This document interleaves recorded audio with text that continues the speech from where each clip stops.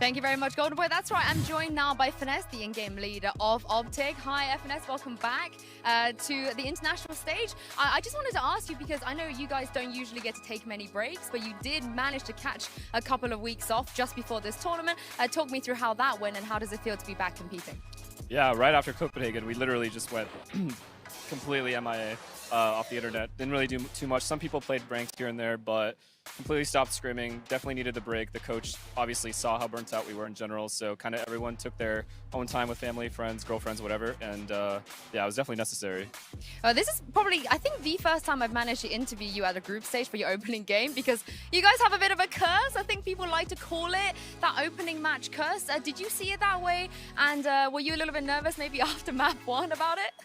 A little bit, for sure. I was just like, not this again. But I played so bad map 1, I was pretty disappointed in myself. Obviously still a very, very close map in general, but yeah, I'm glad we pulled through. Do you feel like there are any concerns after what happened on the Breeze, or do you feel like Boom, they kind of deserve that map win? I think when we just get on that stage, it's not even jitters. I just think we take time to adjust to teams we haven't played before, and Boom is not a team we played before.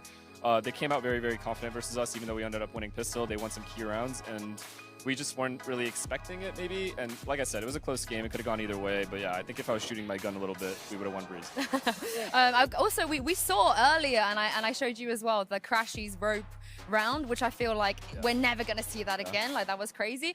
Talk me through, what was happening and what was your reaction to that ace? We were about to execute, what was it, Sands? And all of a sudden, from the side of my eye, I see people on rope on the radar, and I'm like, and Austin starts shooting, and he doesn't say a word. Not a word is said, so I'm like, oh god. And then it's just all 5 of them, so I was like, wait, it might be all 5. And so I just saw kill after kill on the kill feed. I'm like, I'm pretty sure I know what's happening here. And then, yeah, it was pretty funny. Just all laughed. Yeah, and what was your reaction to actually seeing it from his pole? I was blown away. Just now when I saw it, that's pretty insane. That happens like that. I've never seen anything like that. I honestly don't think we're going to see that something like that ever again, especially on the international stage. But I do want to look ahead to your next game. You have Loud. This seems to be like the pillar of VCT International Tournament at this point. It's another rematch. What are your thoughts on them right now, and also facing up against them again? So we got a chance to watch their game right before we played. Obviously, an incredible team.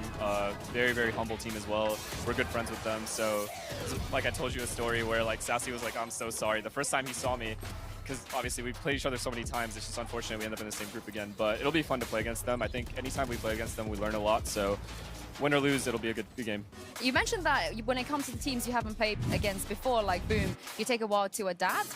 Is that what you guys tend to do in scrims? Do you want to scrim the teams you've never played before, just to kind of prepare for the on-stage games? For sure. I mean, it's nice to have some familiarity, for me especially as an IGL, to like kind of know.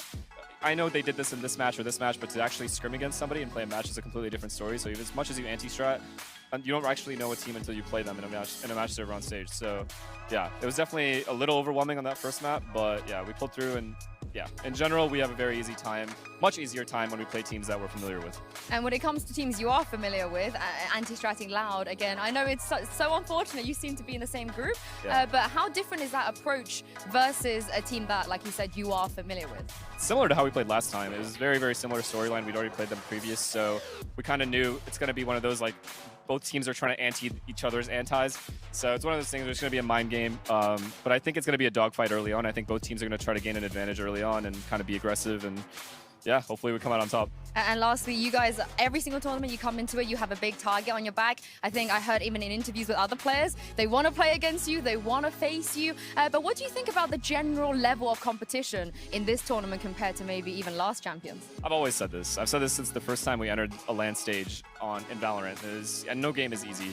You're playing NA, you're playing Asia, you're playing Europe, doesn't matter. No game is actually easy. And even, I think you guys all predicted us to win this game.